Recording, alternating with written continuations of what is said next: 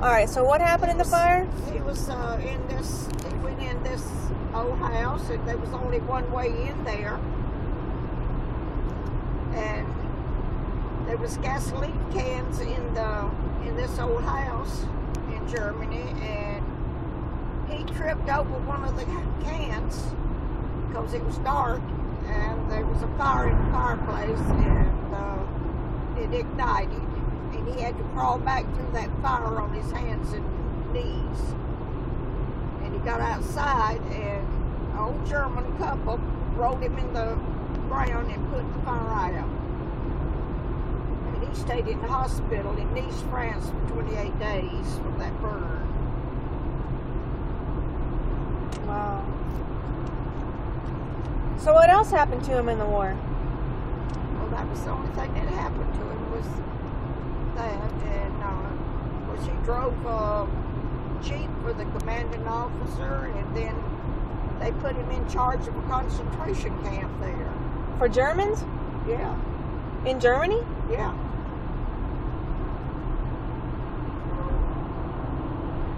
Man.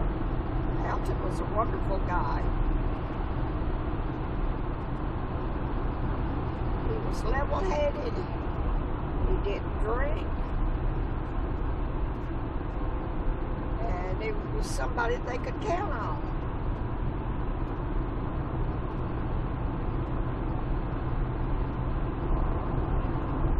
And they put him in charge of that concentration camp. And Lord, those Germans loved him.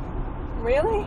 Yeah, and one of them, or several of them, wrote him after he got back over the States. Long time no smoke Camel. Long time no smoke Camel. That was Camel cigarettes.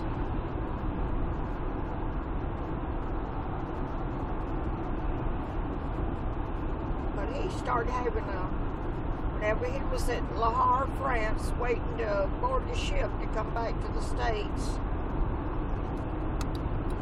he started having a toothache. And do you know he would not go to sick bay until he was 3 days out of Le Havre, France, before he went to sick bay on the ship. Because he didn't want to get stuck in France again, right? He didn't want to get stuck over there. He was on his way home, and that was what mattered. So they gave him medicine to try to get infection down out of his jaw. Whenever he got back home, he had to go to he got back in the States, he had to go to sick bay. But he didn't want them to keep him, so they gave him mouthwash and all antibiotics to take. So it finally went down, and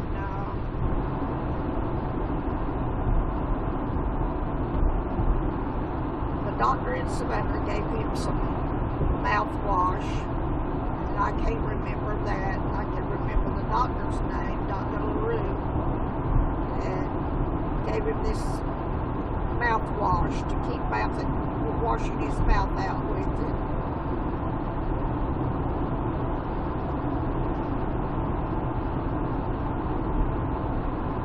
So what happened to Uncle Harold? Didn't he get like a Medal of Honor or something? Harold? Yeah. Oh, yeah. Well, how did he get a Medal of Honor? Well, because he saved a young man's life over in some place that they were at. This young man was choking to death, and Harold went to him and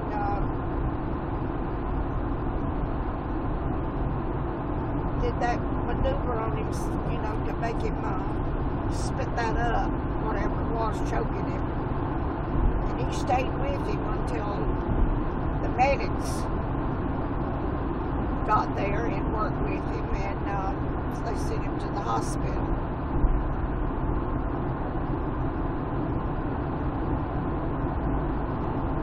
But Harold was wonderful in service there. Heck, he made staff sergeant. He was drill instructor over at Parris Island. He'd taken his training at Parris Island. And whenever he came back from overseas and from Spain, they had that conflict over there in Spain, and he was sent there. And when he came back, he was in California, and he went to NCO school. Then he put in for a drill instructor. He went to drill instructor school, and they sent him to Parris Island. He told them that's where he wanted to go. So he went back there, and he was a drill instructor there for a long time. Well, how did he get fired? Huh? How did he get fired? How did he get fired? Yeah. He didn't get fired. So what's the story of the sword? He didn't get fired. He stayed 11.5 years, and he decided he wanted out. And he put in for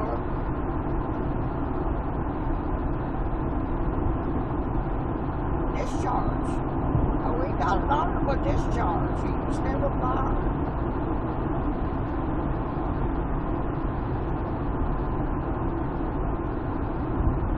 Jerry's the one that got a dishonorable discharge. For what? Because he went AWOL. Why? Because him and a bunch of boys taken off and went to California using our Shell credit cards. God, they bought everything on it. They had run up a $700 and something bill on it. And one of the Shell company people where they had stopped, and they were going to get gas and buy some more beer and stuff on it, and Alton told them to take the card up.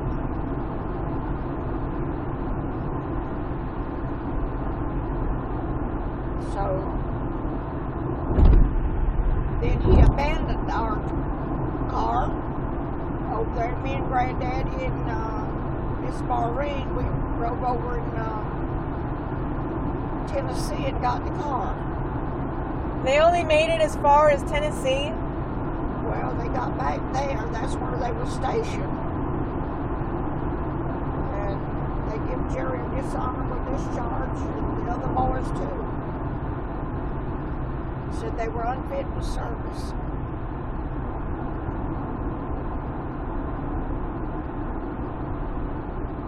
Jerry had already made PFC.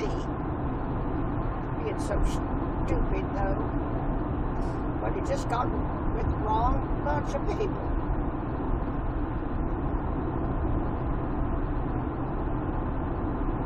Of course, that fit right into Jerry's category. That oil well's not pumping. Nope. Was he a bad kid? Oh, Alton was bad.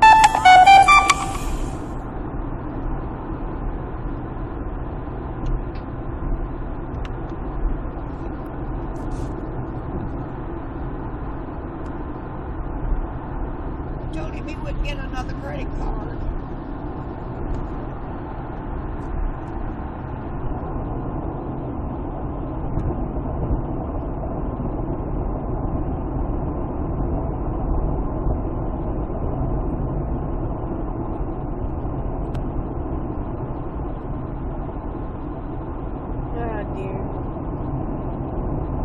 Did Uncle Harold introduce Auntie to Uncle Larry? Did Uncle Harold introduce Auntie to Uncle Larry? Yeah. Because Harold and Joyce came home from California on vacation, on leave, and Phyllis went back to California with them, and that's where she met Larry. So when Larry got out, it was time for him to be discharged from service, and he drove from California to Savannah. him and Phyllis had a little spat whenever he was there. And they were going to get married while they were in Savannah. And they broke up though when Larry left and went back to Akron. But then he kept calling Phyllis. Then in January, me and Alton drove her up there for them to get married, and they got married January the 6th.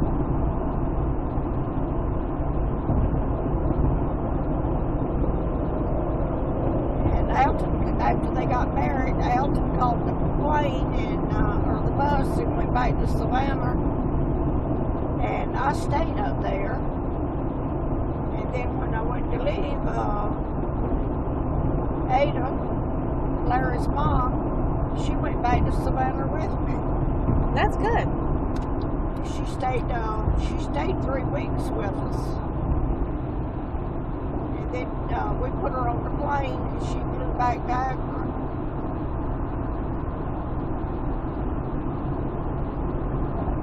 One of Ada's cousins, she was so big and fat, Elaine, and her stomach fell down over her knees. No way. Oh, yes.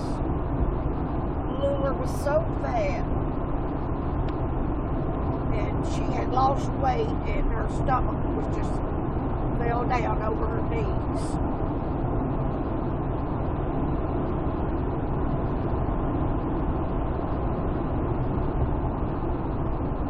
You try to tell these young girls it's so big and fat now to lose weight while they're young, and then their skin, is flexible, and it'll shrink back up as they lose the weight. But if they wait till they get older, then they got a sagging belly. But that bag of skin just fell over Lula's knees.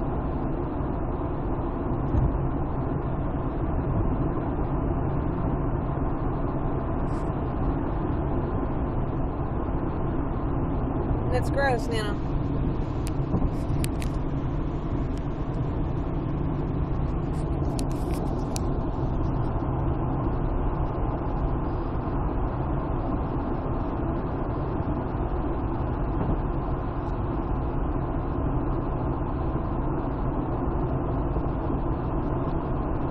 So where did your family come from originally? Well, my ancestors came from England. Irish. Are they Irish? Yep. Well, when did they come over here? Don't ask me that, honey. My grandmother, McDaniel, was born in 1862. And she died in 1947. Was she born in America? Oh, yeah. Her forefathers came from England. Is she English or is she Irish? She's Irish. From Ireland.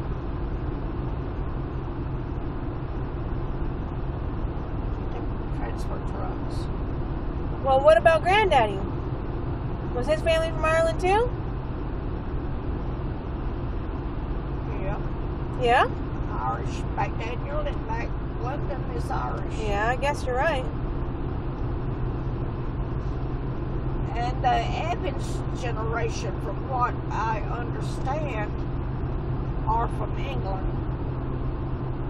The Evanses.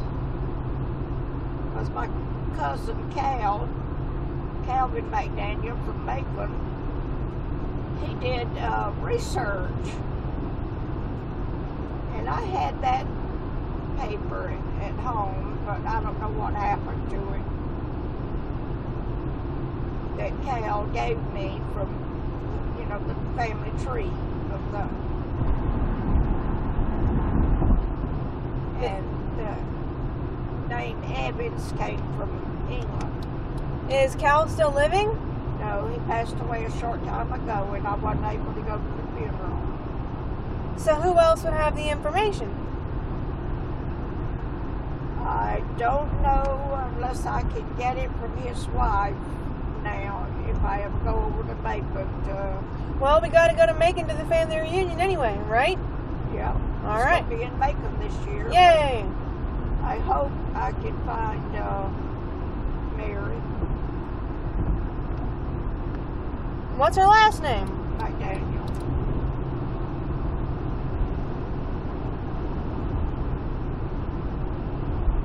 About how old is she? Well, Cal was 89. He was 2 years younger than me. There was 3 of those children, Cal, Barbara, and Vivian. Vivian was the youngest.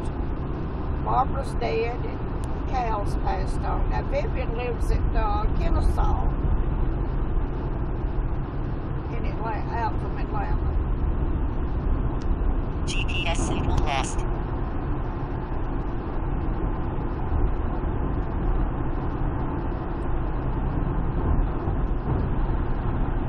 Nana, you got a potty? Huh? You have to pee? Did I what? Do you have to potty? No. Okay. Just checking. Do you? No? No, If you gotta go, let me know. I'm fine. I'll be alright till we get to your dad's.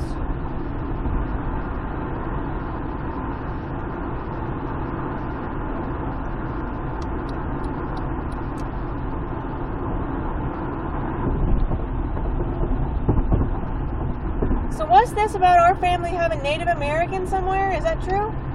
Have what? Native American somewhere? Is that true?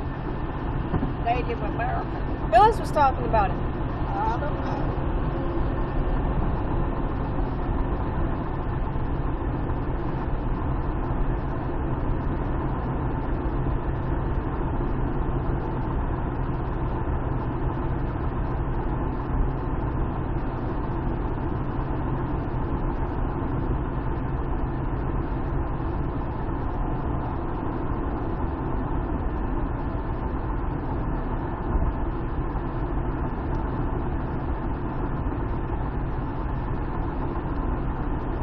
When I was a child, I can remember my grandmother's brother. He was living with my grandmother there, and he had cancer on his nose, and he would put some kind of salve on his nose there, and he would scorch white material with the iron and put it over that place. Oh my that God. salve. Did the cancer ever go away? I don't remember whether it ever went away or he passed away. I just don't remember. I know he passed away, but whether he had gone back to Soapgood up there where he lived. I know Uncle Clifton lived over in Vidalia there, and that's where Douglas McDaniel lived, and his wife still lives in Vidalia unless she's passed away.